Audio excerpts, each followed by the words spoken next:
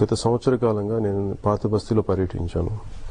ఎన్నో ముస్లిం కుటుంబాలను కలిశాను, ముస్లిం మత పెద్దలను కలిశాను, ముస్లిం మీడియా అధిపతులను కలిశాను. ఇవన్నీ రిపోర్టెడ్. ఇవన్నీ ముస్లిం రాజకీయ నాయకులను కలిశాను. అది కాంగ్రెస్ అనుబంధ ముస్లిం నాయకులు తప్ప నేను అందరినీ కలిశాను.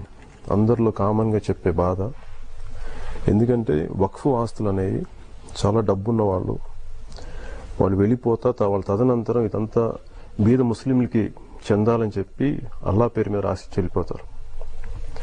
అదేంటంటే వక్ఫ్ ఆస్తుల్ని ఎవరన్నా ముట్టుకుంటే అది స్వయాన భగవంతుడి ఆస్తులు.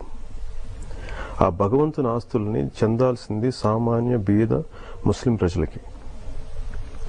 అది అన్యాక్రాంతం అయ్యి దోపిడీ చేస్తుంటే దానికి పడ్డ బాధ ప్రతి ఒక్క ముస్లింని, నేను కలిసిన ప్రతి ఒక్క ముస్లిం కుటుంబాల నుంచి ప్రతి ఒక్కరు వాళ్ళ బాధ నేను చూశాను, వాళ్ళ బీదరికం చూశాను, వాళ్ళ అణగారినతనం చూశాను.